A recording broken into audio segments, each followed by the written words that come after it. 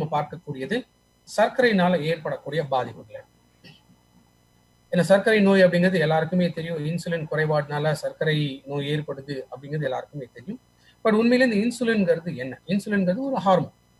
So இந்த hormone கணையத்தில் இருக்கக்கூடிய beta செல்ஸ்லேருந்து உற்பத்தி ஆகக்கூடியது. ஸோ இது எதுக்காக தேவை? நம்ம சாப்பிட்ற உணவு, அந்த உணவு செரிமானம் ஆகி அது சர்க்கரையாக மாறுது. அந்த சர்க்கரை ரத்தத்துல சர்க்கரை வரும்போது அந்த சர்க்கரை கணையத்தை தூண்டும். ஸோ கணையம் இன்சுலினை உற்பத்தி செய்யும். இந்த இன்சுலின் அந்த சர்க்கரையை எடுத்துட்டு நம்ம உடம்புல இருக்கக்கூடிய எந்தெந்த செல்களுக்கெல்லாம் சர்க்கரை வேணுமோ அது எல்லாமே போய் சப்ளை பண்ணும். ஸோ இன்சுலினோட வேலை என்னன்னா ஒரு டிரான்ஸ்போர்ட். ரைட். இப்போ இருக்கக்கூடிய 2 விதமான டயபெட்டிஸ் தான் இன்னைக்கு நம்ம பார்க்க முடியும்.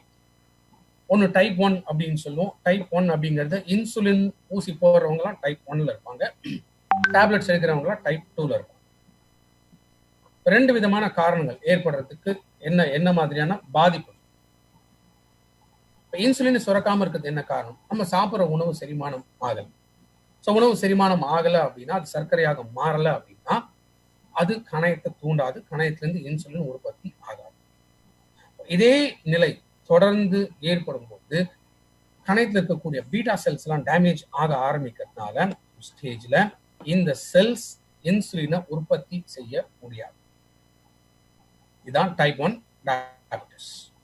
2வது நீ காமனா இருக்கக்கூடிய சர்க்கரை நோய் அப்படிங்கிறது டைப் 2. இந்த டைப் 2ல என்ன? நம்ம சாப்பிட்ற உணவு செரிமானம் ஆகும், சர்க்கரையும் வரும். ஆனா வரக்கூடிய சர்க்கரை கெட்ட சர்க்கரையா இருக்கும். இந்த கெட்ட சர்க்கரை கணையத்துக்கு, இப்போ கணையத்துக்கு என்ன தெரியாது, நல்ல சர்க்கரை கெட்ட சர்க்கரைன்னு தெரியாது. அதுக்கு வேண்டியது என்ன? சர்க்கரை இருந்தா போதும், அவ்வளவுதான். ஸோ கெட்ட சர்க்கரை வரும், கணையத்திலிருந்து இன்சுலின் உற்பத்தி ஆகுது. இன்சுலின் கெட்ட சர்க்கரையை செல்களுக்கு கொண்டு போகும். ஆனா இப்ப கதை மாறும். செல்களுக்கு இப்ப தெரியுது அது கெட்ட சர்க்கரை. ஸோ கெட்ட சர்க்கரையை உள்ள அலோவ் பண்ணா அது பாடியை டேமேஜ் பண்ணும். அப்படிங்கிறதுனால இந்த கெட்ட சர்க்கரையை அலோவ் பண்ணாது. இன்சுலின் இருக்கு, ஆனா அந்த இன்சுலினால நம்ம உடம்பை பயன்படுத்த முடியாம போகக்கூடியது. அதுதான் என்ன சொல்றோம்? Type 2 diabetes. ஸோ இப்போ செல்ஸுக்குள்ள போகாத கெட்ட சர்க்கரை என்ன பண்ணும்? திரும்ப ரத்த ஓட்டத்திலே தான் சுத்திட்டு. அப்ப அந்த ரத்த ஓட்டத்துல கெட்ட சர்க்கரை அதிகமாக அது கண்ணை பாதிக்கும், இதயத்தை பாதிக்கும், சிறுநீரகத்தை பாதிக்கும், அண்ட் நரம்புகளை பாதிக்கக்கூடியது. ஸோ இந்த சர்க்கரையை குறைக்க வேண்டியது அவசியம். அந்த ரீசெண்டா ஒரு அலார்ம் சிச்சுவேஷன் என்ன சொல்றாங்க அப்படின்னா, இன்னைக்கு அதிகமாக 35 வயசுக்கு மேல இருக்கிறவங்க தான் சர்க்கரை நோயினால பாதிக்கப்படுறதா பத்திரிகையில வந்த ஒரு ஆர்டிகல். ஸோ இந்த சுகர் ரத்தத்துல சர்க்கரையோட அளவை கட்டுப்படுத்துறதுக்காக நீம். ஸோ நீம் அப்படிங்கிறது பேசிக்கா வேம்பு.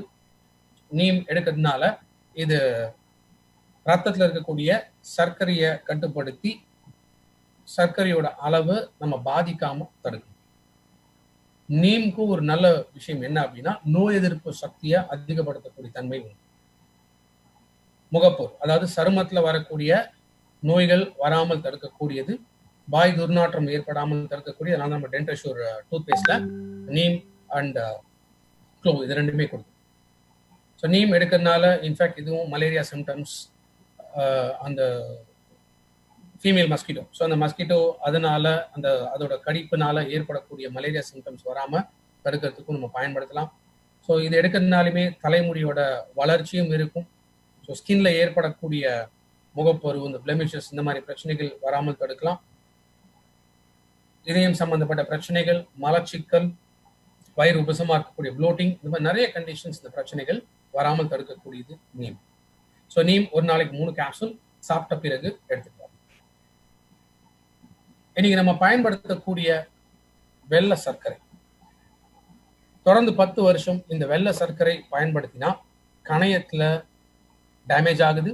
இந்த கணையம் டேமேஜ் ஆகிறதுனால, பீட்டா செல்ஸ் டேமேஜ் ஆகிறதுனால இன்சுலினோட உற்பத்தியும் பாதிக்க ஆரம்பிக்கும். இதை நம்ம மாத்தணும் அப்படின்னா இன்னைக்கு நம்ம கையில இருக்கக்கூடிய ஒரு சொல்யூஷன், அதுதான் ஸ்டிவியா. ஸோ ஸ்டிவியா அப்படிங்கிறது ஒரு இயற்கையான ஒரு தாவரம், சீனி துளசி அப்படின்னு சொல்லக்கூடியதான் இந்த ஸ்டிவியா. ஸோ ஸ்டிவியால இருக்கக்கூடிய அந்த இனிப்புத்தன்மை அப்படிங்கிறது நம்ம பயன்படுத்துற வெள்ளை சர்க்கரையை விட 300 மடங்கு அதிகமான இனிப்புத்தன்மை ஸ்டிவியால இருக்கு. ஸ்டிவியால அதிக கொழுப்பு கிடையாது, கலோரிகள் கிடையாது. ஸோ இது ரொம்ப நேச்சுரலான ஒரு சுகர் அப்படிங்கிறதுனால நம்ம வெள்ளை சர்க்கரையோட பாதிப்பு ஏற்படாம